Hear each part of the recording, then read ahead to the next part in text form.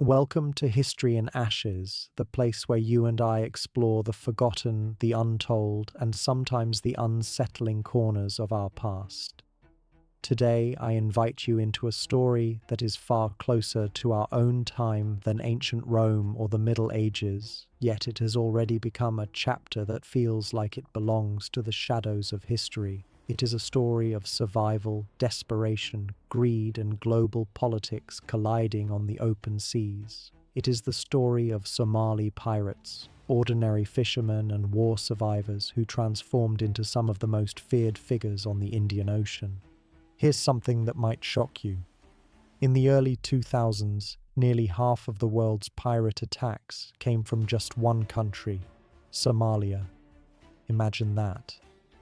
Out of all the oceans, seas, and coasts on Earth, one stretch of water off the Horn of Africa became the single most dangerous place for ships to travel.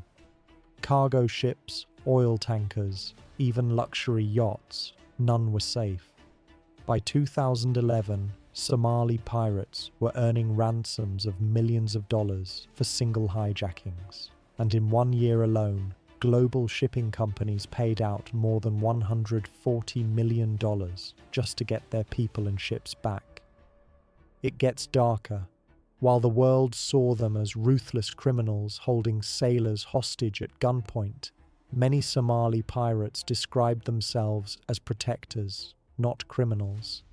They claimed they were defending their coast from foreign vessels that had been illegally fishing their waters and dumping toxic waste since the collapse of Somalia's government in the early 1990s. When you hear it from their side, piracy was less about greed and more about survival and revenge. That's the uncomfortable truth. Sometimes the line between criminal and protector is blurrier than we would like to believe. Before we get any further into this tale, I want to pause for just a moment and talk to you directly. You, yes, you watching this right now. Could you do me a small favor? Scroll down to the comments and let us know where you are watching this from and what time it is for you. I always find it fascinating to think about someone sitting in Canada at midnight listening to this same story as another viewer in Australia at sunrise. And while you're down there, if you haven't already, make sure to hit that subscribe button, please. Now, back to our story. To truly understand how Somali piracy became a global crisis, you have to picture the country itself. Somalia, located on the Horn of Africa, is a place with a coastline stretching over 2,000 miles, the longest on the African continent. For centuries, these waters were lifelines, rich in fish, linking Somalia's people to trade across the Arabian Peninsula, the Indian Ocean, and beyond.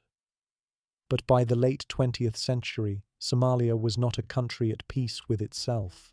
Civil war tore through its towns and villages, central authority collapsed, and with it went any organized coast guard or navy.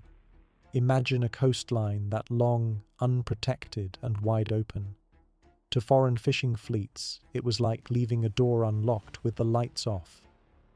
By the early 1990s, after the collapse of the Somali government, fleets from Europe and Asia began to pour into Somali waters. They weren't fishing a little on the side, they were stripping the waters bare. Tuna, lobster, shark, entire stocks were being devastated. To make things worse, toxic waste was being dumped offshore. Radioactive materials, industrial waste, barrels and containers filled with poison that leaked into the water, killing fish and leaving people in coastal communities sick. You might find this unbelievable, but even the United Nations confirmed that waste dumping was happening. Somali fishermen, once able to support their families with daily catches, suddenly found their nets empty or filled with diseased fish. It was a slow kind of violence, no guns, no bombs, just theft and poison spreading through the ocean. So how do fishermen fight back when they have no government, no navy, no international ally to defend them? In Somalia, the answer came in the form of small wooden boats with outboard motors. Men took to the seas with rifles, some left over from the Civil War, and began confronting foreign vessels. At first, these weren't the pirates we imagine today. They called themselves the Coast Guard of Somalia. Their early missions weren't about ransoms. They boarded ships to demand payments, compensation, or simply to chase intruders away. But survival has a way of teaching people where the money is. By the mid-2000s, ransoms became the real prize. If you could seize a large vessel and its crew, international companies would pay staggering amounts to get them back. In a country where families often survived on less than $1 a day, these ransoms were unimaginable fortunes. By 2008, piracy had grown from a desperate act of self-defense into a full-scale industry. Pirates operated with investors, logistics planners, and even accountants. They bought better boats, satellite phones, GPS equipment, and modern weapons. Attacks became organized operations, sometimes with as many as a dozen boats coordinating together to trap massive cargo ships that carried oil, electronics, or food across the sea lanes between Europe, Asia, and the Middle East. The world's most important shipping lanes pass by Somalia, especially the Gulf of Aden, a choke point for global trade. Suddenly, the fate of world commerce was in the hands of young Somali men armed with Kalashnikov rifles. The shocking part is how effective they were. Pirates in small skiffs managed to capture oil tankers hundreds of miles from shore. They could hold hundreds of sailors hostage at once, anchoring ships near Somali towns where international navies dared not strike. The largest ransom ever paid to Somali pirates was over $12 million for the release of a single vessel. And yet, these men often came from villages where children had no schools, where roads were unpaved, and where food insecurity was daily life. The contrast between millions of dollars flowing into ransom payments and the poverty of the Somali countryside is one of the strangest paradoxes of this story. As we peel back the layers of this history, I want you to ask yourself, when does desperation turn into crime, and when does crime become a way of life? Did Somali pirates truly have a choice, or did the world, by exploiting their waters, leave them with no other path? When you think of a country without a functioning government, it can be hard to picture what that really means. We are used to police patrolling streets, courts settling disputes, and some form of authority, whether trusted or resented, at least existing to give structure to daily life. In Somalia, after the year 1991, that structure simply dissolved. The government of Siad Barre, which had ruled since the late 1960s, collapsed under the weight of dictatorship, corruption, and civil war. And when it fell, it didn't give way to reform or a new leader. It gave way to nothing. Picture a country where ministries shut their doors, soldiers deserted their posts, and the national treasury was emptied or stolen. The Somali army disintegrated. The police vanished. The courts no longer functioned. There was no parliament, no president, no functioning bureaucracy. In its place rose a patchwork of warlords, militias, and clan leaders, each controlling small territories. Imagine the map of Somalia redrawn not by official borders, but by invisible lines of clan allegiance and militia checkpoints. In the capital city, Mogadishu, streets turned into battlegrounds as factions fought not for ideology, but for power, guns, and resources. For ordinary Somalis, life was not about building the future, it was about surviving the present. Families faced food shortages as supply chains collapsed. Hospitals ran out of medicine, schools closed, and children were taught by relatives or left to roam the streets. In rural areas, pastoralists and farmers struggled to sell goods without markets. In coastal towns, fishermen who once supplied local and regional markets had no protection against the foreign trawlers that now crowded the waters. Every part of life was touched by instability. The collapse of Somalia was not just a national crisis, It was a global opportunity. Foreign companies and criminal networks saw the unguarded coastline and lawless harbors as invitations. Arms flowed into Somalia through black market deals. Smugglers used the unregulated ports as gateways for contraband. And then there was the sea, 2,000 miles of unprotected water rich with fish. To foreign trawlers from Europe, Asia, and the Middle East, Somali waters looked like an open buffet. They sent large ships, some with industrial-scale fishing gear, to haul out tuna, shrimp, lobster, and shark. With no coast guard to chase them away, they fished until stocks collapsed. But fishing was not the only foreign activity. Reports of toxic waste dumping began surfacing in the 1990s, and they were more than rumors. In the wake of the Civil War, European companies, facing high costs to dispose of hazardous materials at home, turned to Somalia as a cheap solution. Containers of waste were simply dumped into Somali waters, some washing ashore, others leaking into the sea. Local communities began noticing illnesses, strange rashes, and unexplained deaths of fish. After the tsunami in 2004, barrels of toxic material were even washed inland, confirming what Somalis had long suspected. The world's garbage was being poured into their homeland. To understand how piracy emerged, you need to imagine the reaction of the fishermen themselves. These were not men trained in law or politics. They were coastal workers whose livelihoods were being stolen from beneath their nets. They had rifles, often leftovers from the endless civil wars, and small motorboats. They organized into groups to push back against what they saw as invasion. At first, the raids they carried out on foreign fishing vessels were local acts of resistance. They would board a ship, demand money, or confiscate equipment.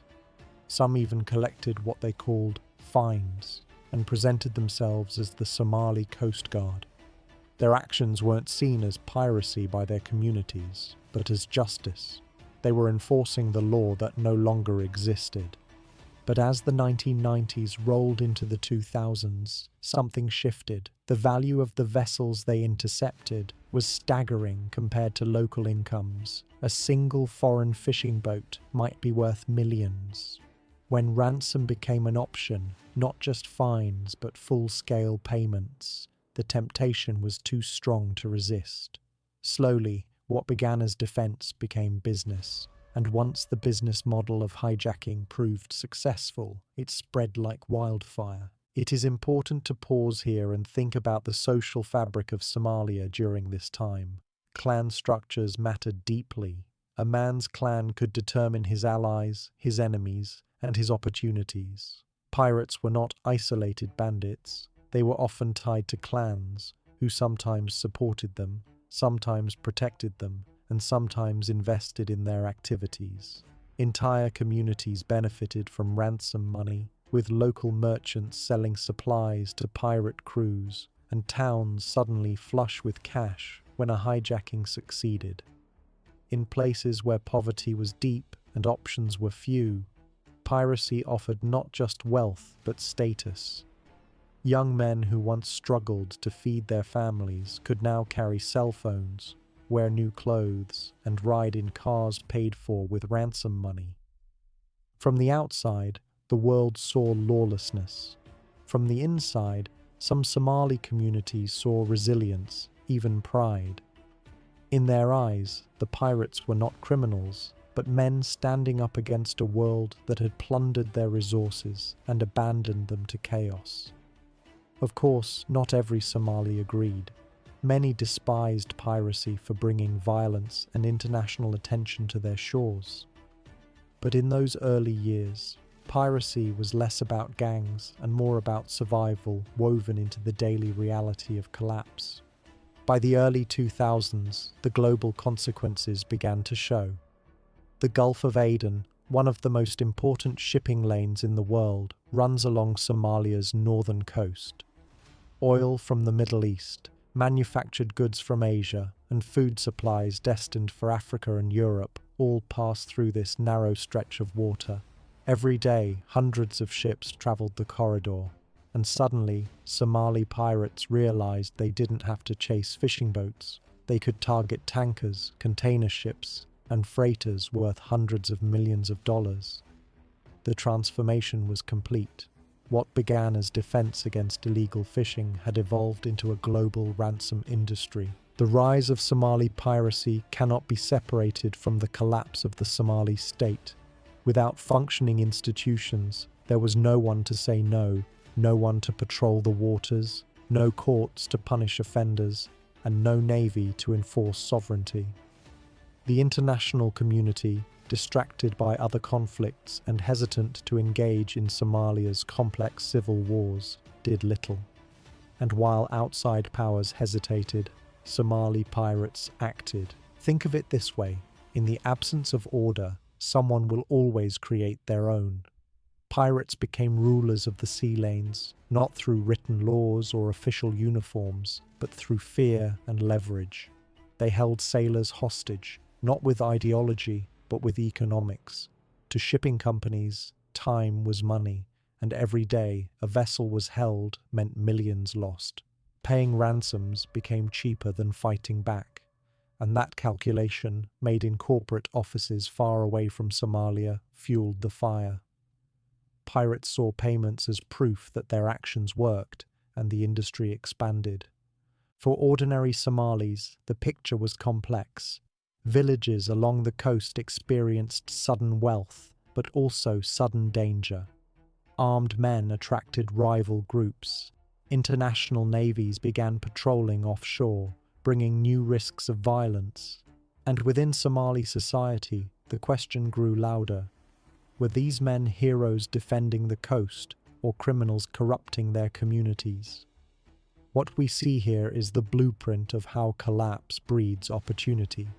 Without the fall of Siad Barre's government, without the unchecked exploitation of Somali waters, without the absence of law, piracy might never have taken root. But when those pieces aligned, it was almost inevitable. History teaches us that when systems fail, people improvise. In Somalia, the improvisation was piracy.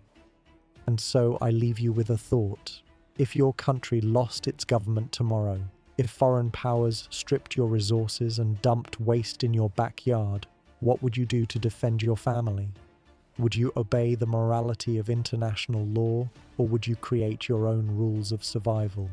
When we picture pirates, it is easy to fall into the old images from movies: wooden ships, flags with skulls, and men with swords or pistols. But Somali pirates in the early 2000s were very different. Their world was not one of rum and treasure maps. It was one of satellite phones, GPS devices, AK-47s, and speedboats that could race across the waves faster than the massive cargo ships they hunted. What began as desperate fishermen confronting foreign trawlers had by this time grown into a professionalized system, almost an industry in itself. Let us start with how an attack was organized. A group of pirates did not simply wake up one morning, push their skiff into the water, and hope for luck. There was planning, investment, and hierarchy. At the top of the chain were financiers, wealthy individuals, sometimes clan elders, sometimes businessmen, who provided the money to fund operations. They bought fuel, weapons, motors, and food. In return, they expected a share of the ransom once a ship was captured. In many ways, piracy operated like a business venture, with investors and shareholders. Beneath them were the commanders, often former fishermen who had experience on the sea and knew how to read the currents, the weather, and the shipping lanes. They decided when and where to launch raids. These commanders were respected, not only for their skills, but for their ability to lead men into dangerous waters and bring them back alive. Underneath them were the ordinary pirates, young men, often in their late teens or early 20s, who served as the muscle. They carried rifles, boarded ships, and guarded hostages once a vessel was taken. The logistics of an attack could be surprisingly sophisticated. Pirates used what were called motherships, larger fishing vessels or captured ships that acted as mobile bases. From these, they could launch smaller skiffs hundreds of miles offshore, far beyond the coastal waters. The skiffs were fast, light, and difficult to detect on radar. With 2 or 3 men in each, armed with AK-47s and rocket-propelled grenades, they would race toward a target ship, sometimes dozens of miles from the Somali coast. A cargo ship might seem enormous and secure, but it was in fact vulnerable. Many traveled slowly, weighed down by containers or oil. Their crews were small, often fewer than 20 men, and their decks were high, but not impenetrable. Pirates used ladders, ropes, and even grappling hooks to climb aboard. Once on deck, a few determined men with rifles could overwhelm an unarmed crew. The crew would retreat to the bridge, but without weapons, they had little choice but to surrender. Once a ship was captured, the real business began. Pirates would steer it to anchor off the Somali coast, often near towns like Aile or Haradher, where local communities supported them.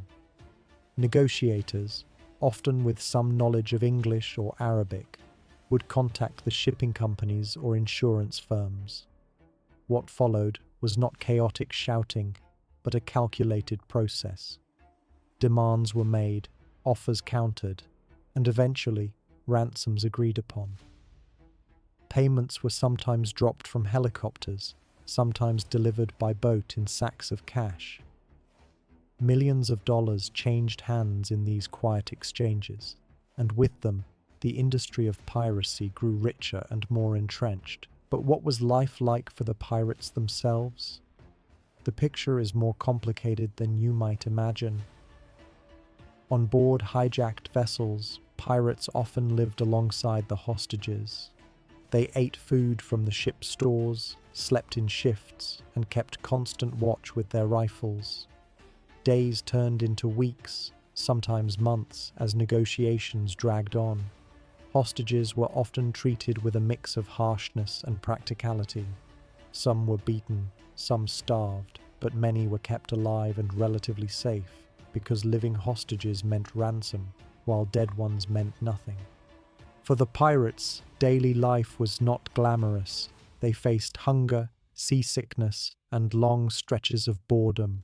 Fuel had to be rationed, food had to be stretched, and storms could wreck their fragile boats. But the promise of wealth kept them going.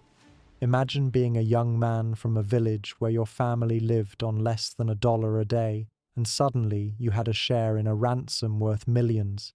Even if your portion was small, it could change your life. You could buy a car, build a house, or marry into a better clan. The social status alone was intoxicating. Communities on shore felt the impact as well. Towns near pirate bases experienced sudden economic booms. Merchants sold fuel, food, and cat, a stimulant leaf widely chewed in Somalia, to pirate crews. New shops opened and cash flowed in. It was said that when a ransom was paid, everyone in the town felt the benefit, from elders to children. Piracy was not just the work of a few rogue men. It was, in many places, an ecosystem that involved entire communities. Yet this new industry also carried dangers. Rival pirate groups sometimes clashed over territory or spoils. Local elders worried that ransom money was corrupting traditional ways of life, turning young men away from honest fishing or farming. And the international response was beginning to grow. Navies from Europe, the United States, China, and India began patrolling the Gulf of Aden. Warships escorted convoys of commercial vessels, and helicopters scanned the sea for skiffs. This was not a small-scale criminal problem anymore. It had become a matter of global security. Still, the pirates adapted. They extended their range, using motherships to reach deep into the Indian Ocean, far beyond the naval patrols. Some hijackings took place more than 1,000 miles from Somali shores. Their tactics became bolder. their equipment more advanced, but the basic principle remained the same. Small groups of desperate men exploiting the vulnerabilities of a global shipping system that carried 90% of the world's goods. If we look closely, what stands out is not just the violence, but the organization. Somali piracy at its height was not a random flaring of lawlessness. It was structured, funded, and sustained by networks of people who saw profit where the world saw chaos. In a land without functioning institutions, piracy became an institution of its own, with rules, hierarchies, and codes of conduct. And so I leave you with this question. When does an act of survival become an industry? And when does that industry cross the line into something resembling governance? Were Somali pirates simply criminals? Or had they, in their own way, built a shadow system of order in a land where the state had collapsed? By the middle of the 2000s, Somali piracy had reached a level where it was no longer a regional concern. It had become an international story, making headlines across the world. For the first time since the so-called Golden Age of piracy in the 17th and 18th centuries, news anchors were talking daily about hostages, ransoms, and high seas hijackings. And unlike the stories of centuries past, these were unfolding in real time, involving modern cargo ships and multinational crews. One of the earliest incidents that captured global attention occurred in the year 2005, when Somali pirates attacked the cruise ship Seabourn Spirit. This was no small fishing vessel or freighter. It was a luxury liner carrying more than 100 passengers off the coast of Somalia. Armed men in speedboats raced toward it, firing with rifles and rocket-propelled grenades. The ship's crew managed to fend off the attack using an acoustic weapon that emitted painful sound waves, but the fact that pirates would dare to attack a cruise liner shocked the world. It sent a message: no vessel was beyond their reach.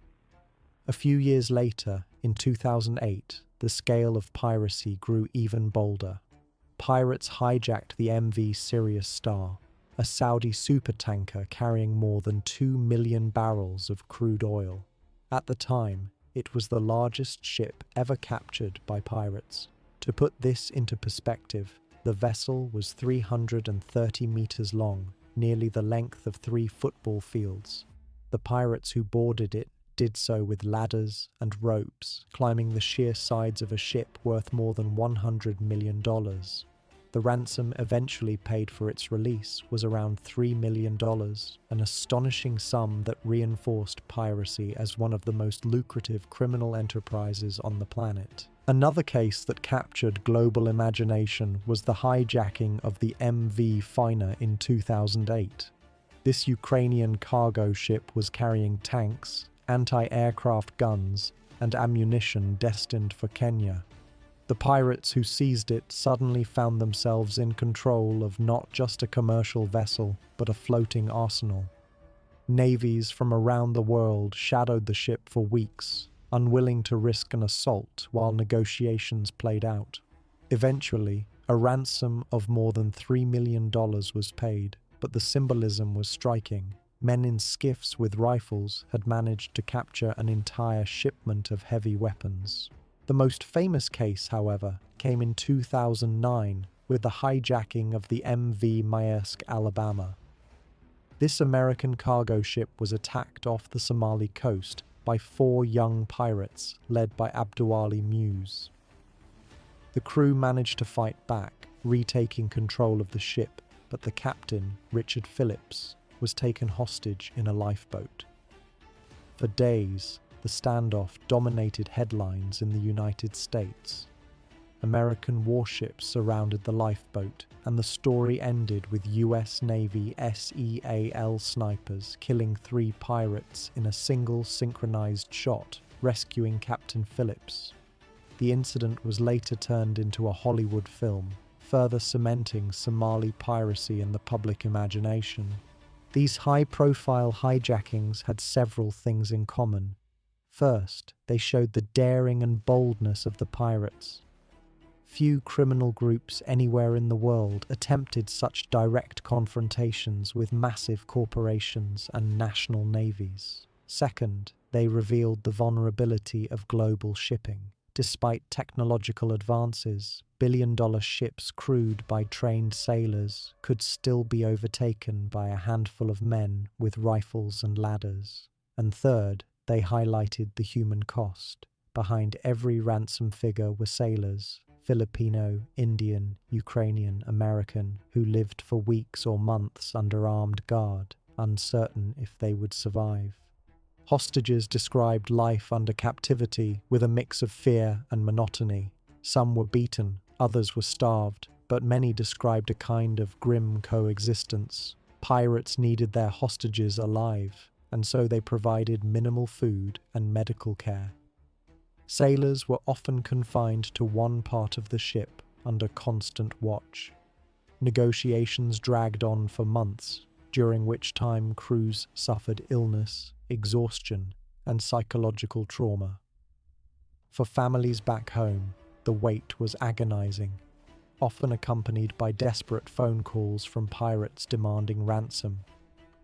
On the other side, pirates saw themselves not as villains but as businessmen. Some hostages recalled their captors explaining that the hijackings were simply transactions. "We do not hate you," they would say.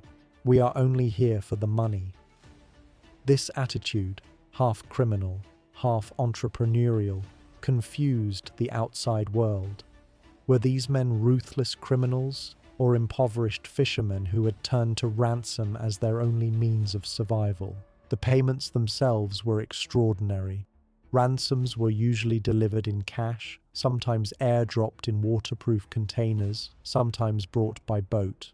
In one case, $5.5 million was dropped by parachute onto the deck of a ship while pirates watched from shore. The money was divided according to a strict hierarchy. Financiers received the largest shares, commanders next, then ordinary pirates. Even cooks and guards received smaller cuts. Communities that supported the pirates benefited as well, with some of the money spent in local markets. But wealth brought new problems. In pirate towns, sudden cash inflows fueled inflation. Prices of basic goods rose, creating inequality between those connected to piracy and those who were not. Young men, seeing their peers driving new cars and building houses, rushed to join pirate crews. At the same time, rivalries grew, sometimes erupting into violence. What had begun as a form of resistance against illegal fishing was now clearly a booming industry, with all the corruption, jealousy, and greed that industries bring. International reaction hardened after these attacks. The hijacking of the Maersk Alabama in particular galvanized the United States, while the seizure of supertankers alarmed oil markets. Navies intensified their patrols, and shipping companies began adopting new defensive measures. Ships started using barbed wire, water cannons, and armed guards. Routes were adjusted to avoid the most dangerous areas, even if it meant longer and more expensive journeys. Insurance premiums for vessels crossing the Gulf of Aden skyrocketed. By some estimates, Somali piracy was costing the global economy billions each year. Still, the pirates persisted. Each successful ransom reinforced the cycle. Each hijacking encouraged more recruits. For many in Somalia, piracy remained one of the few paths to prosperity in a country scarred by war and poverty. And so, the question lingers. How do you judge a man who picks up a rifle and boards a ship, not because he dreams of riches, but because his world has offered him no other future? Are Somali pirates villains of the seas, or are they the inevitable byproduct of global neglect and exploitation? By the late 2000s, Somali piracy was no longer a regional nuisance. It had become a global crisis. Nearly every major shipping company operating in the Indian Ocean faced the risk of hijacking. Insurance premiums for vessels crossing the Gulf of Aden skyrocketed, sometimes doubling or tripling.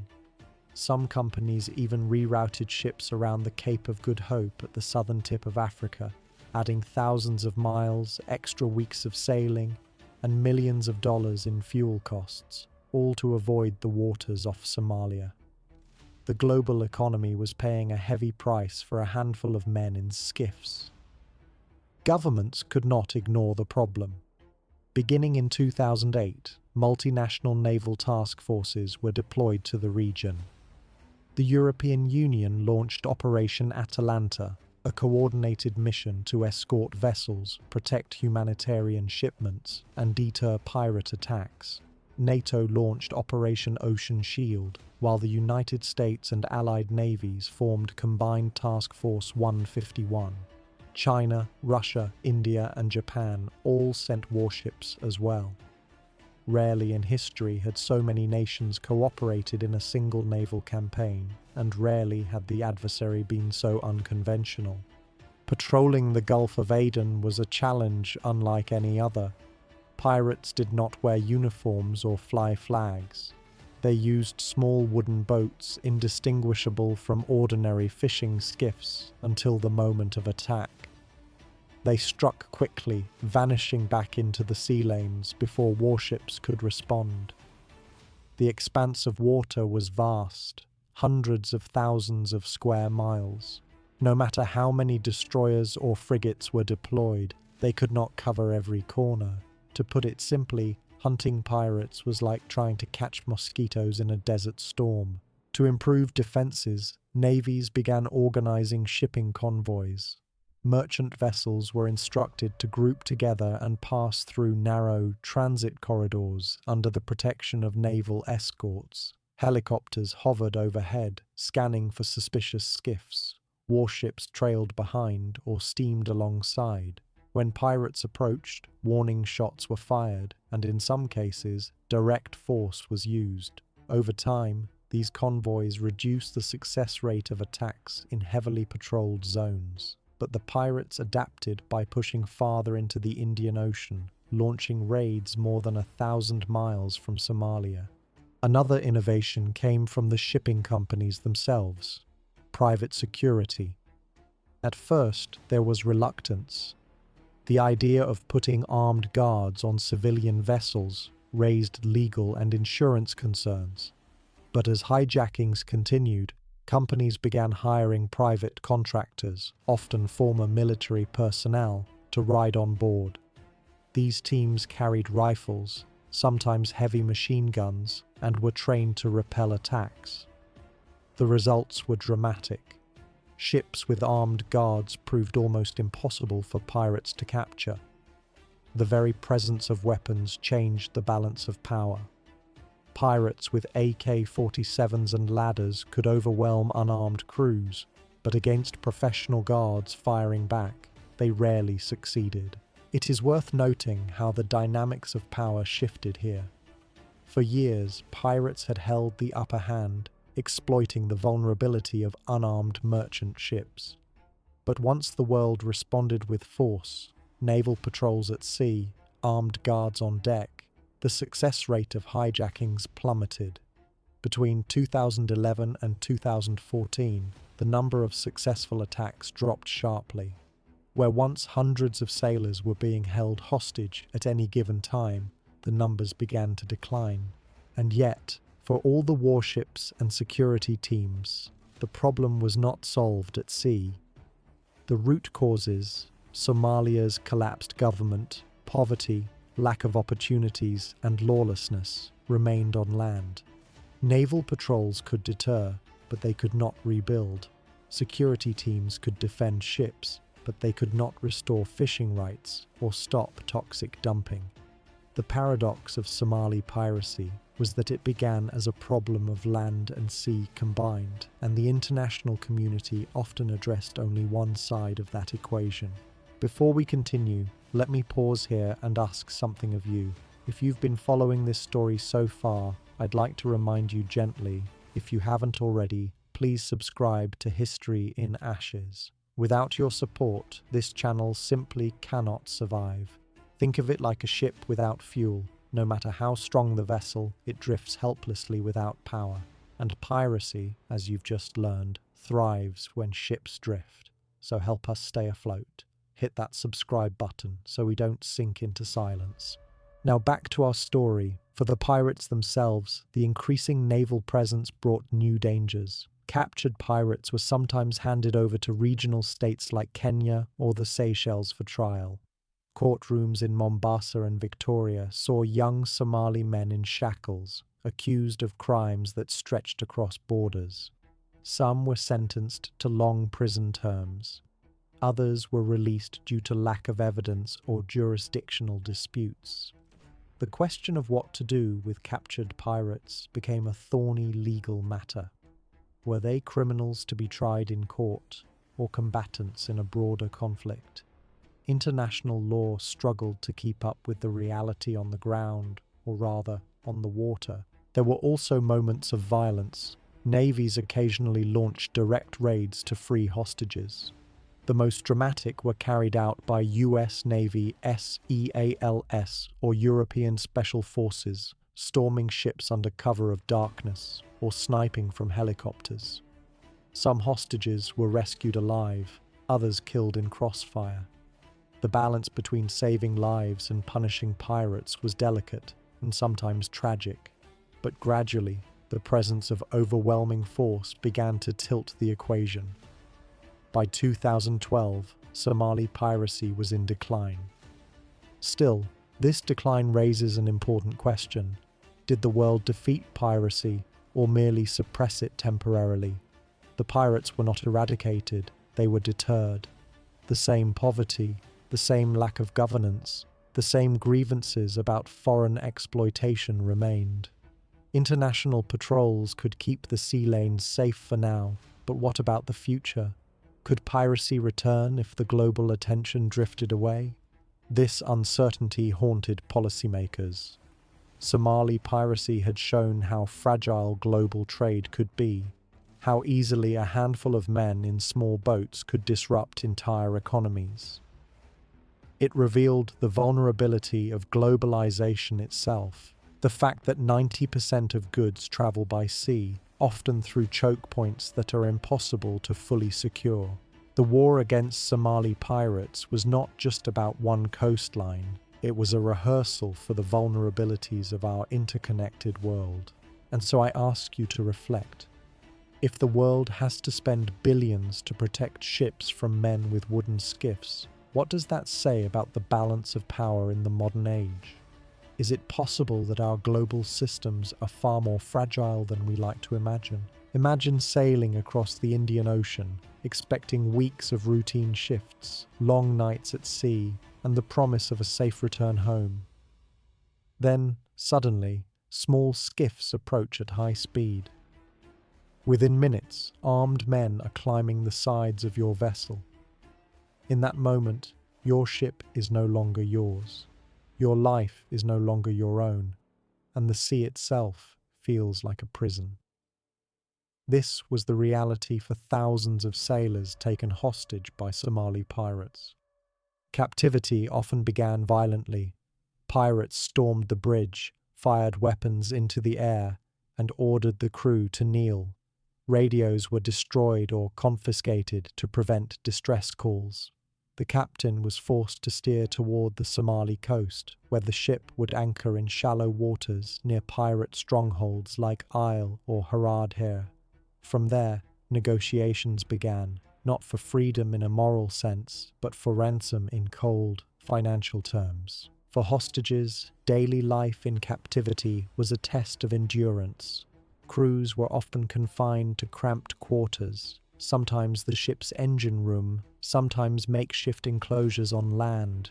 Food was scarce, often just rice and beans, and water was rationed. Pirates carried rifles constantly, reminding hostages of their vulnerability. Some captors were harsh, shouting threats, striking prisoners, or staging mock executions to pressure families or companies into paying. Others treated hostages with a strange, detached civility, sharing cigarettes or chatting in broken English.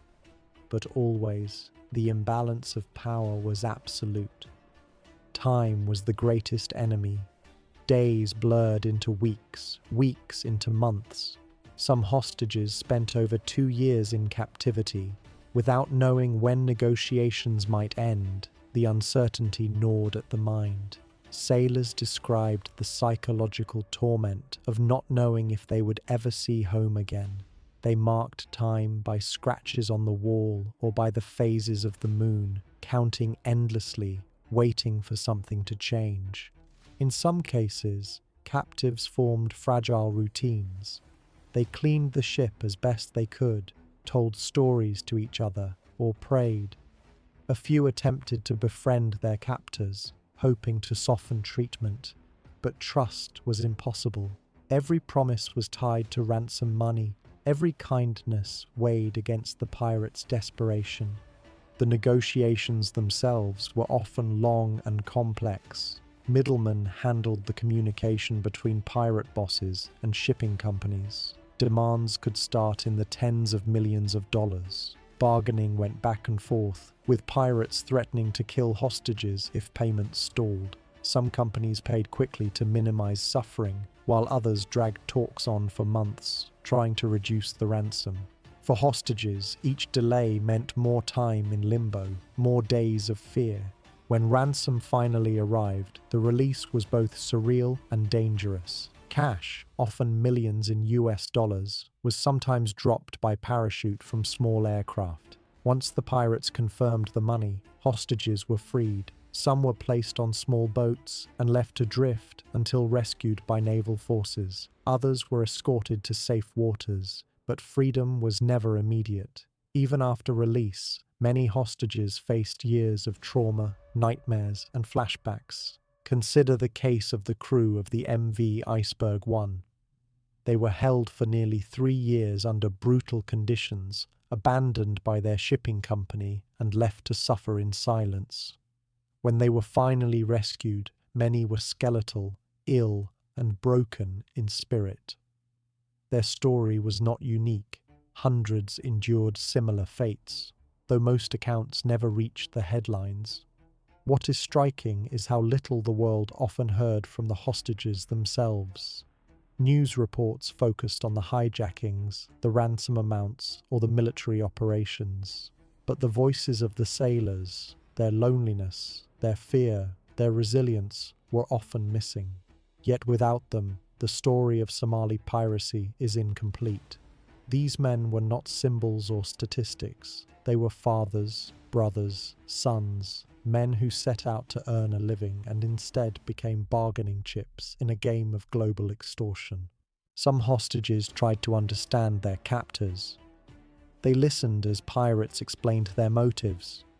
Complaints of foreign ships stealing fish, dumping toxic waste, or exploiting Somali waters. For some sailors, this explanation created a strange sense of empathy. They could see the desperation of young Somali men, many barely out of adolescence, carrying rifles because no other path seemed open. Yet empathy did not erase suffering. The line between justification and cruelty was sharp, and the scars of captivity were permanent. For the pirates, hostages were both lifeline and liability. They needed them alive to secure ransom, but feeding and guarding them cost resources. Some pirates grew frustrated, taking out anger on their captives. Others became oddly protective, insisting they were only businessmen, not killers. This contradiction defined the era of Somali piracy. Hostages were both commodities and human beings, suspended in a cruel economy where life itself was measured in dollars. The global reaction to hostage stories was mixed. Some governments insisted they would never pay ransom, fearing it would encourage more piracy. Others quietly authorized payments through third parties. Families of hostages were often left in the dark, pleading for help while bureaucracies moved slowly. The moral dilemma was sharp: pay and risk fueling piracy, or refuse and risk lives. In the end, most hostages were freed, but not all. Some died in captivity, victims of neglect, illness, or violence. The legacy of hostage experiences lingers long after the hijackings ended. Many former captives spoke of sleepless nights, anxiety, and mistrust. The sea, once a place of work and routine, became a source of fear. Some never returned to shipping, others carried on, unable to abandon the only livelihood they knew, but forever changed. And so, as you reflect on this, consider the human dimension of Somali piracy. Beyond the headlines of ransom payments and naval patrols, it was ordinary people who paid the price with their health, their sanity, and sometimes their lives. But this leads to a haunting question. If the pirates saw themselves as victims of global injustice, and the sailors were victims of the pirates, then who truly bears responsibility for this cycle of suffering? By the mid-2000s, ransom money had become the lifeblood of Somali piracy, the fuel that kept the entire enterprise running. To understand its significance, it is necessary to step beyond the dramatic headlines and imagine the flow of cash through a society struggling with war, poverty, and lawlessness. For pirates, ransom was not simply profit, it was survival, prestige, and in many cases, the only viable path to improving the lives of their families. When a ship was captured and a ransom negotiated, the money was carefully divided according to a system that reflected both hierarchy and necessity. The pirates who boarded the ship first, the skiff crews, received a significant portion, sometimes as much as 30 to 40% of the total. These were often the youngest men, the ones who risked their lives climbing ladders onto towering freighters, facing armed resistance, and enduring days at sea with hostages. Their share could be life-changing, but it was rarely enough to secure long-term wealth. Commanders and senior pirates often received larger portions, reflecting their experience, leadership, and the planning required to carry out the operation. They had to coordinate multiple boats, maintain communications, and manage logistics, sometimes from makeshift shore bases. Investors, individuals or clans who provided fuel, weapons, or other support, also claimed a portion.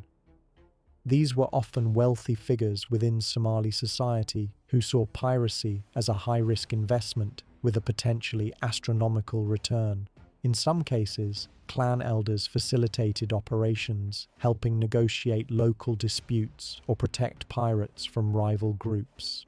Their reward was both financial and political influence, reinforcing the authority of certain families or groups in the region. The remaining ransom money often trickled into local communities. Coastal towns like Isle, Haradher, and Hobyo saw sudden influxes of cash that transformed ordinary life. Merchants sold fuel, food, and supplies to pirate crews at marked-up prices. New shops opened to cater to the sudden demand. Families who had struggled with poverty for decades suddenly had the means to build new homes, purchase livestock, or pay for education. Even small-scale artisans, such as carpenters and metalworkers, benefited from contracts to repair boats or manufacture weapons. The economy, fragile as it was, experienced bursts of growth fueled by ransom cash. Yet this prosperity came with contradictions. The influx of wealth often exacerbated existing inequalities and social tensions. Young men who failed to participate in piracy could become envious or resentful. Rival clans sometimes clashed over the division of profits. In towns suddenly flush with cash, consumer habits shifted overnight, sometimes with disastrous effects. Expensive cars, imported electronics, and lavish weddings became symbols of success, but they were fragile symbols, dependent entirely on the continuation of piracy. Once naval patrols and private security reduced the success rate of hijackings, these sudden sources of income vanished almost overnight, leaving some communities in economic shock. Ransom money also reshaped the social hierarchy in coastal Somalia. Successful pirates became local celebrities. They were admired for their daring, their wealth, and their ability to defy foreign powers. In some towns, their families gained prestige. Weddings were paid for with ransom funds, schools and mosques were renovated, and local politics were influenced by those with cash from hijackings.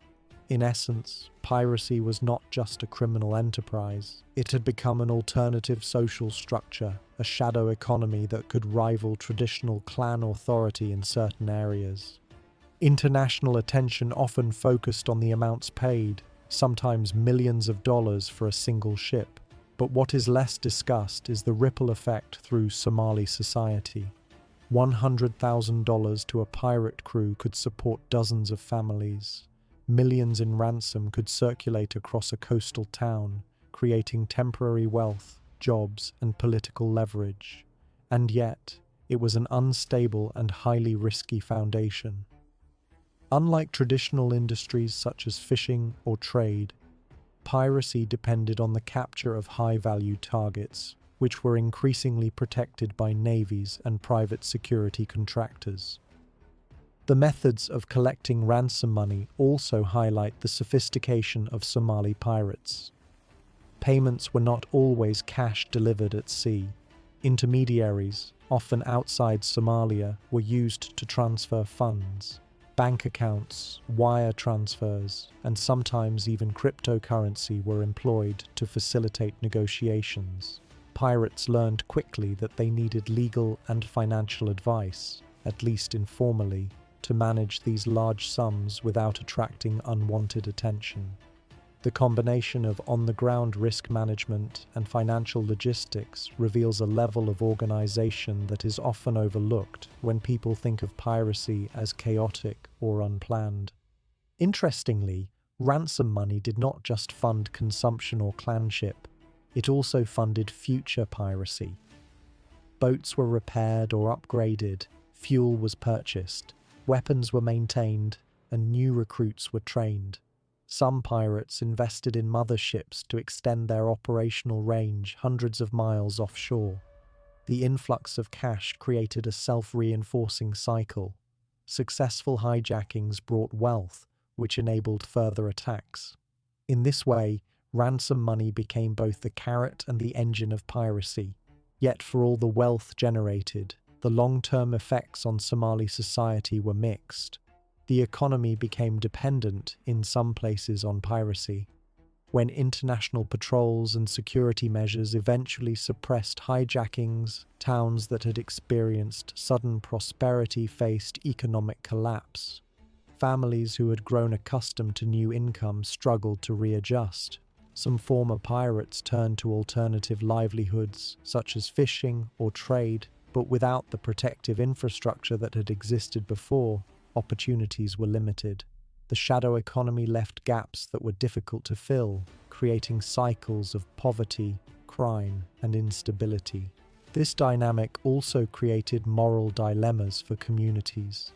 On one hand, ransom money provided relief, food, and infrastructure in places that had been abandoned by the state for decades. On the other, it perpetuated a system built on the suffering of others. Hostages who endured months or years of captivity, often with lasting trauma. Families were caught between survival and ethics, between the immediate benefits of piracy and the knowledge that their prosperity came at a cost. The international perspective was also crucial. Governments and shipping companies were aware that paying ransoms fueled the problem, yet often they had little choice. The lives of hostages hung in the balance, and the calculus of risk versus cost led to repeated payments. Analysts later estimated that hundreds of millions of dollars flowed from international corporations into the hands of Somali pirates over the peak years of the crisis. These payments, while essential for survival in the short term, created long-term challenges for Somali society and reinforced the power of piracy networks. Finally, it is worth reflecting on the human consequences behind the numbers. Ransom money was transformative, yes, but fleeting. Boats were lost to storms or naval attacks. Pirates were captured or killed. Communities that had enjoyed temporary wealth faced new instability. families could rise and fall with the success of a single hijacking. In a region already shaped by decades of war and governance collapse, the influx of ransom money was both a lifeline and a liability. And so, as you consider the story of ransom money, ask yourself this: when wealth flows through desperation, when communities profit from danger, and when legality and morality collide on the open seas, who truly benefits? Is it the pirates, the families, the financiers, or the captives? And how can a society recover when prosperity comes from the suffering of others? By the early 2010s, Somali piracy, which had dominated headlines for nearly a decade, began to decline sharply. The once relentless waves of hijackings were now slowed, less frequent, and less audacious. For sailors, shipping companies, and international governments, the question was no longer whether piracy would strike, but whether it could be permanently ended. And the answer lay in a combination of pressure at sea, better defensive strategies, and a slowly changing environment on land.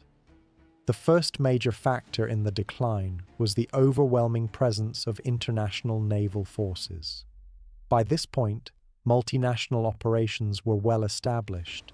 NATO's Operation Ocean Shield, the EU's Operation Atalanta, and Combined Task Force 151, led by the United States, warships patrolled the Gulf of Aden, the Indian Ocean, and parts of the Arabian Sea. They provided convoys for commercial vessels and acted as rapid response units for reports of suspicious activity. Modern surveillance technologies, including radar, drones, and helicopters, enabled naval forces to detect pirate skiffs before they could close in on larger ships. Shipping companies themselves had adapted to the threat. Merchant vessels implemented best management practices, such as traveling at higher speeds, maintaining citadels, safe rooms for crews to retreat to during attacks, and deploying razor wire along the ship's perimeter. These measures made boarding difficult and reduced the success rate of raids. Armed private security teams became standard on high-risk routes. A skiff of pirates, once able to intimidate an unarmed freighter, now faced trained guards with automatic weapons, flare guns, and communication links to warships miles away. The calculus of risk versus reward had shifted dramatically. The combination of naval deterrence and shipboard security was decisive. By 2012, the number of successful pirate attacks had dropped by more than 80% compared to the peak of 2009. Hostage-taking, which had fueled the piracy economy for years, was no longer a reliable source of income. Even experienced pirate commanders struggled to adapt. The motherships, once a mobile base of operations, became vulnerable to interception. Skiffs were intercepted or sunk before they could reach their targets. The open ocean, which had previously favored the pirates' mobility, now favored the heavily armed international fleets. Yet the decline was not solely a matter of force at sea. Changes on land also played a critical role. Somali coastal communities, long dependent on piracy-related income, faced growing pressure from clan elders and local governments. Some towns implemented agreements to prevent pirates from recruiting youth or launching operations nearby. Communities that had benefited temporarily from ransom money realized that prolonged piracy attracted international scrutiny, risked military retaliation, and destabilized social order. Young men who once saw hijacking as the only path to wealth now sought alternative livelihoods, though opportunities remained limited. The decline forced many pirates to adapt. Some returned to traditional fishing, though depleted fish stocks and competition from industrial trawlers made this difficult. Others turned to smuggling, transporting fuel, weapons, or other contraband along the Somali coast. A few attempted small-scale maritime security operations, working as guides for foreign ships in exchange for payment. However, these adaptations were often less profitable and far riskier than piracy at its height. Communities that had once flourished temporarily faced economic stagnation, leaving former pirates and their families to navigate uncertain futures. The decline of piracy also brought legal consequences. International courts, regional governments, and NGOs worked to prosecute captured pirates. Many were sentenced to long prison terms in countries like Kenya, Seychelles, or the European Union. These prosecutions were not always straightforward. Legal systems struggled with jurisdictional questions. Were the pirates criminals, insurgents, or victims of circumstance? Nevertheless, the presence of formal trials, combined with increased security at sea, removed the perception of impunity that had fueled piracy in its early years. Despite these pressures, piracy never completely vanished. Sporadic attacks continued, though far from the scale of the peak years. Pirates shifted tactics, smaller hijackings closer to shore, or threats aimed at negotiating lower-level payments, reflecting the changing dynamics of risk and reward. The remnants of piracy served as a reminder that the root causes, poverty, weak governance, and exploitation of Somali waters, had not been fully resolved. The decline in attacks represented a tactical defeat, not a permanent solution to the underlying societal issues. International efforts also included initiatives to address these root causes. NGOs and development agencies worked to rebuild infrastructure, restore fishing rights, and create employment opportunities. Education and vocational training programs targeted at former pirates or at-risk youth were implemented in coastal towns. These programs aimed to provide alternatives to piracy, reducing the economic incentive for criminal activity. Some success was achieved, but progress was slow, and the lingering instability of Somalia's political environment limited the reach of these interventions. An important aspect of the decline was the changing narrative within Somali society itself. Communities began to view piracy differently. The temporary wealth it had brought could not outweigh the long-term risks. Military retaliation, international attention, and internal conflicts. Elders, religious leaders, and former pirates collaborated to discourage recruitment. In some cases, local councils even mediated agreements with international organizations to prevent the resurgence of hijackings. What had once been perceived as a daring and profitable occupation became increasingly risky and socially unacceptable. For the international community, the decline represented both a victory and a cautionary tale. The rapid drop in piracy demonstrated the effectiveness of coordinated naval action, private security measures, and adaptive merchant practices. Yet it also highlighted vulnerabilities in global trade. A relatively small number of determined individuals operating from a failed state had been able to disrupt shipping routes, manipulate multinational companies, and influence international law and military policy. Somali piracy had revealed how fragile maritime commerce could be, and how quickly economic incentives could drive criminal activity in regions with little governance. The human stories remained complex. Former pirates, now unable to rely on hijackings, faced social reintegration challenges. Many had spent years at sea, learning skills tied exclusively to maritime raids. Their reintegration into local economies was difficult, and some became disillusioned. Others were drawn back into smuggling or petty crime, demonstrating that while naval and legal pressure could suppress piracy, it could not fully eradicate the underlying social and economic pressures that had given rise to it. Reflecting on the decline of Somali piracy, it becomes clear that it was not a simple narrative of victory or defeat. It was the result of a multifaceted approach: military pressure, private security, legal action, and slowly emerging social reform. Yet even as hijackings became rare, the legacy of piracy persisted. coastal towns still bore the imprint of years of ransom wealth, communities still grappled with the ethical and economic consequences, and the stories of hostages, pirates, and financiers continued to shape perceptions of Somalia both locally and globally. And so I leave you with this thought: suppression of piracy at sea may have succeeded, but the conditions that gave rise to it remain fragile. Can a society recover from a decade of lawlessness and economic distortion? And if the international attention fades, could the cycle of desperation and maritime crime return once more? History suggests that when opportunity, poverty, and weak governance intersect, human ingenuity, sometimes dangerous ingenuity, will always find a way. As Somali piracy declined in the early 2010s, the lives of former pirates shifted dramatically. Men who had once commanded skiffs and negotiated ransoms now faced a new reality. The world they had dominated at sea was no longer theirs to control.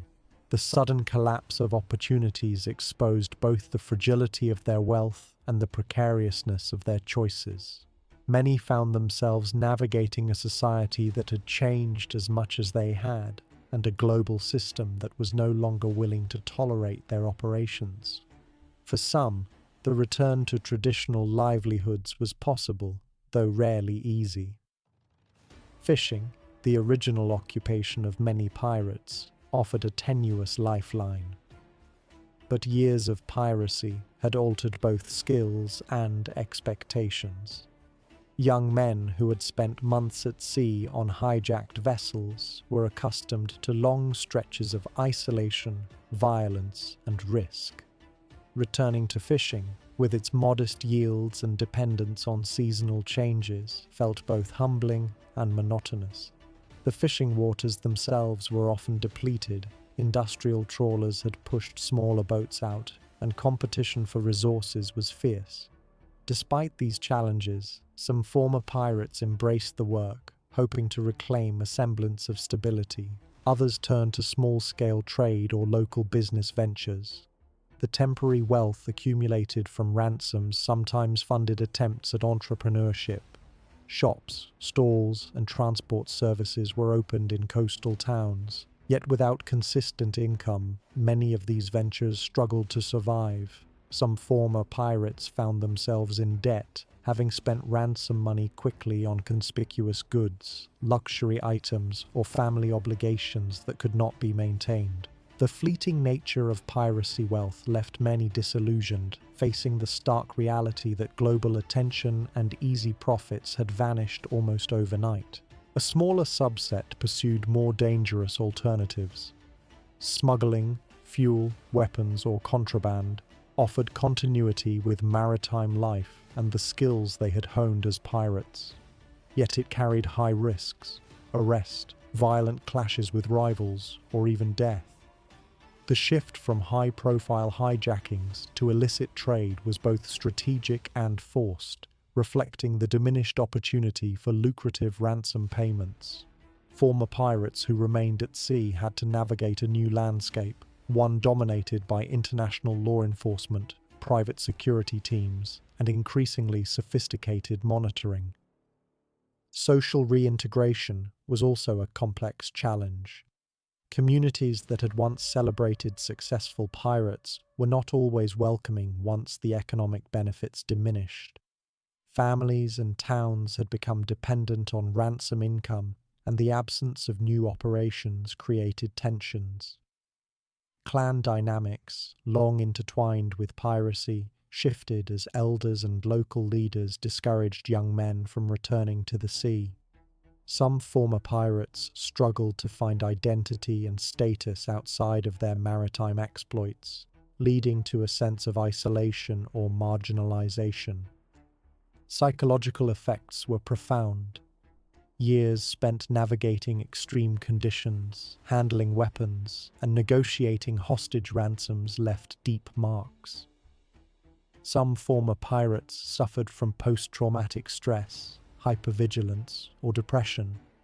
Their experiences at sea, long stretches of uncertainty, risk, and violence, reshaped their perceptions of safety, trust, and authority. Returning to civilian life was often disorienting. The rules of piracy, though violent, were clear and immediate, while the broader society operated under slower, more complex norms that former pirates found difficult to navigate. Family dynamics were affected as well. Many pirates had married or started families during their years of activity, sometimes using ransom money to build homes, buy cars, or secure social status. The decline of piracy meant that sustaining these families became difficult.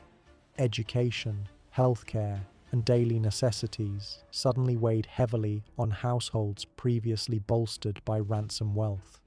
In some cases, young men returned home only to find that family expectations and community pressures had shifted, creating conflicts and tensions that extended beyond the economic sphere. Some former pirates took up advocacy or mediation roles. Drawing on their experience, they worked with non-governmental organizations, local councils, or international organizations to prevent youth recruitment into piracy.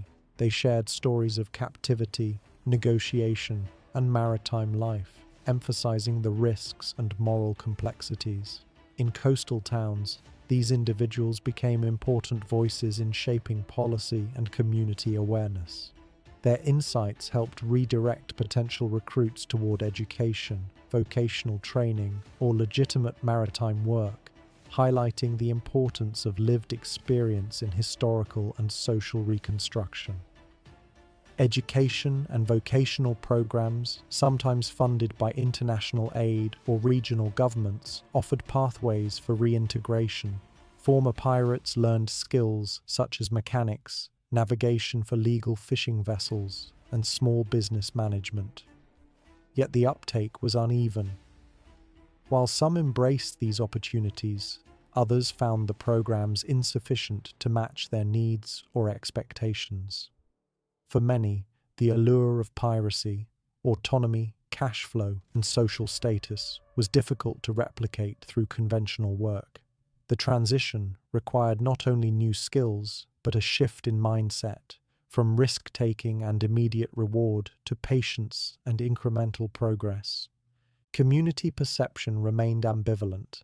While some towns celebrated the return of former pirates as mentors or contributors, others remained wary, fearing a resurgence of maritime crime. Stories of past hijackings, ransoms, and hostage situations continued to shape reputations. In a society where oral history and reputation carry immense weight, even one past act could define an individual's social identity. Former pirates had to navigate not only economic reintegration, but also the moral and social judgments of their peers, neighbors, and extended clans. The global perspective of former pirates was similarly complex. International observers often categorized them simply as criminals, ignoring the socio-economic and political factors that had driven piracy in the first place. Reports highlighted violence, ransom amounts, and naval interventions, but rarely addressed the reintegration challenges or the moral ambiguities faced by these men. The gap between external perception and lived reality added another layer of difficulty for former pirates seeking legitimacy or opportunity. In some rare cases, former pirates left Somalia entirely, seeking employment or asylum abroad. These transitions were difficult and fraught with legal, cultural, and linguistic challenges. Yet they offered a glimpse of new possibilities, a chance to escape the cycle of violence, dependence, and social expectation that had defined maritime life for a decade. For many, though, leaving the coast was impossible, either due to family ties, financial limitations, or obligations to clans and communities. The legacy of former pirates remains intertwined with Somali society. Coastal towns still bear the economic and social imprint of piracy. Families that benefited from ransoms experienced both uplift and vulnerability. Individuals who once wielded influence at sea now navigate complex civilian realities. Their stories remind us that piracy was not merely a criminal enterprise. It was a social phenomenon shaped by historical neglect, economic desperation, and human ingenuity under pressure. And so, as you consider the lives of these former pirates, reflect on the fragile balance between survival, morality, and opportunity. How does a society absorb those who once thrived in lawlessness? How do individuals redefine themselves after years in extreme circumstances? And when the headlines fade, who remembers the human costs, the dreams, and the regrets of those who once ruled the seas? As the 2010s progressed, Somali piracy had transformed from a headline-grabbing crisis into a complex historical phenomenon. The dramatic hijackings that once captivated global audiences had dwindled to sporadic, low-scale incidents. The Gulf of Aden, once a theatre of audacious attacks, was now patrolled by international navies. Shipping companies employed armed security, and convoys adhered to strict best management practices. Somali piracy, once a constant presence in the world's maritime imagination, had largely receded, but it had left a lasting mark, both locally and globally. Coastal communities in Somalia had adapted to this new reality. Towns that had grown wealthy from ransoms now faced the challenge of redefining their economies. Former pirate strongholds like Harad Hair, Isle, and Hobyo shifted focus to traditional fishing, small-scale trade, and in some cases, local business ventures supported by aid organizations. Fishing cooperatives emerged, aiming to restore sustainable practices disrupted by years of piracy. While progress was uneven, these efforts reflected a desire to move beyond a cycle of criminal enterprise, leveraging local knowledge, maritime skill, and community organization for legitimate means of survival. Former pirate networks also adapted, though in diverse and sometimes surprising ways. Some disbanded entirely, leaving members to reintegrate into civilian life. Others shifted towards smuggling fuel, livestock, or basic goods along coastal routes, leveraging the maritime expertise honed during the peak years of piracy.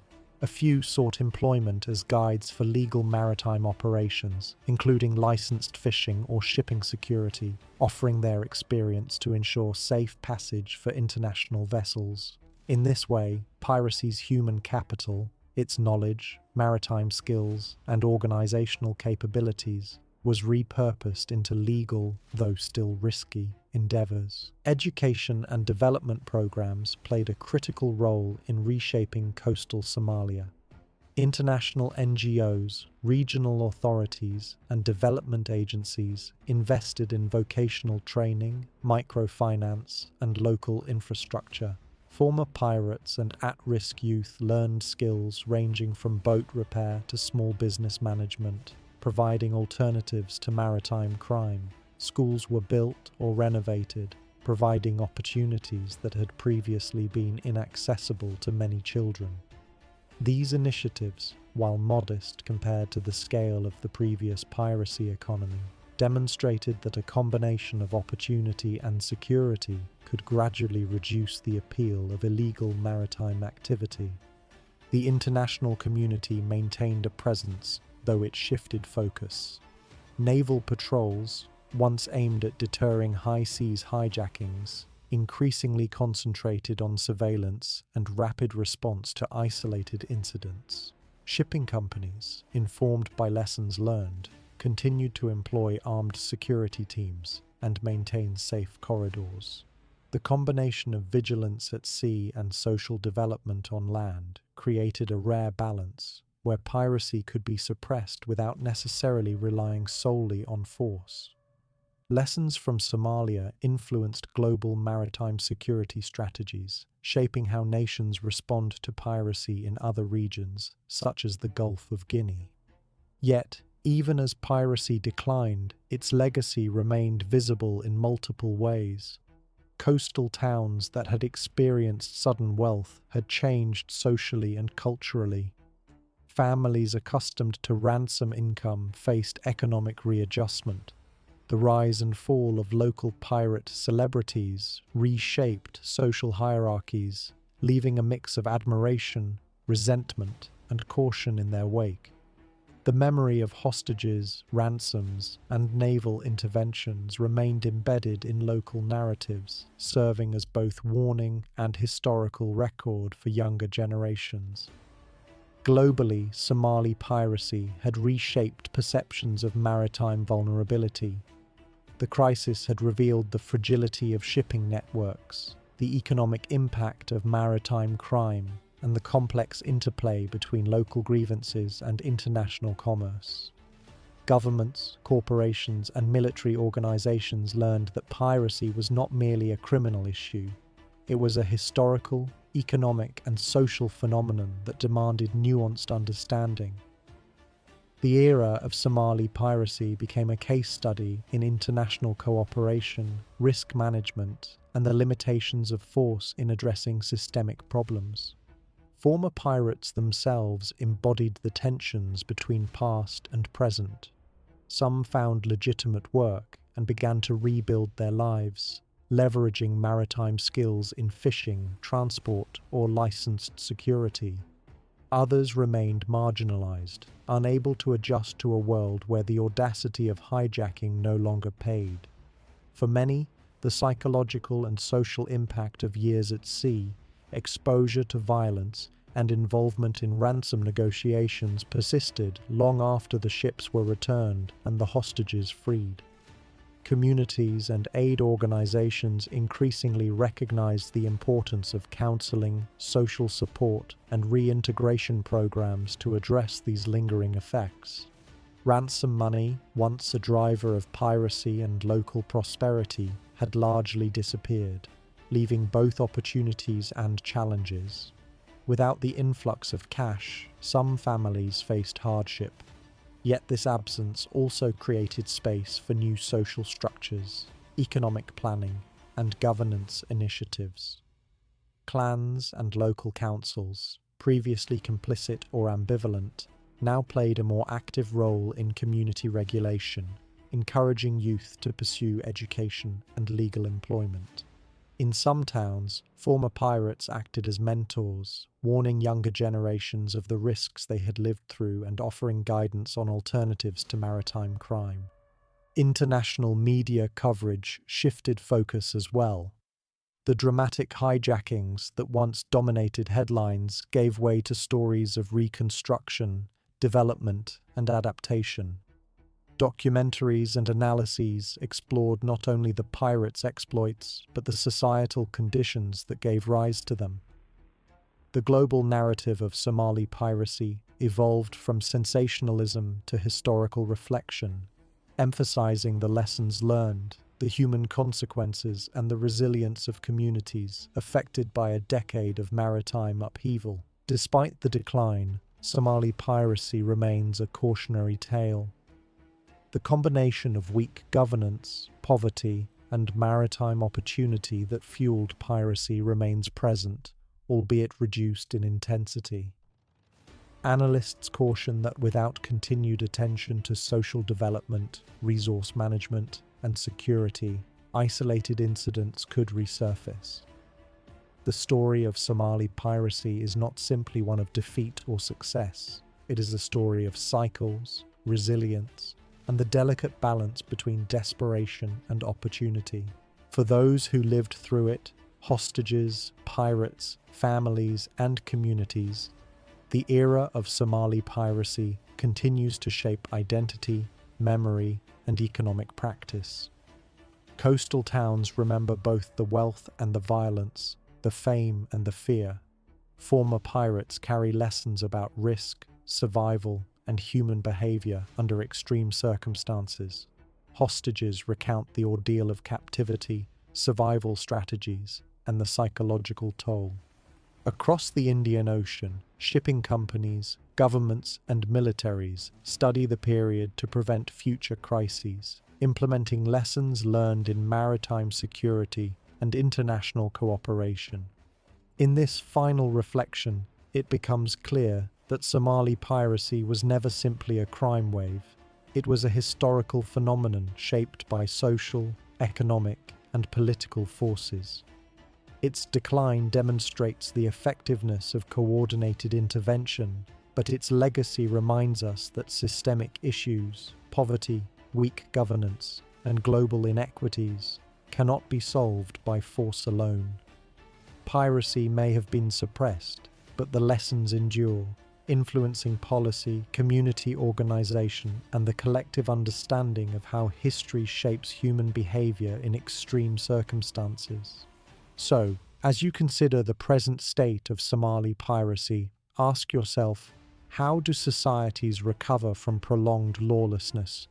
How do individuals rebuild lives that once revolved around danger and sudden wealth? And what does the story of Somali piracy teach us about the fragile balance between survival, morality, and opportunity in the modern world?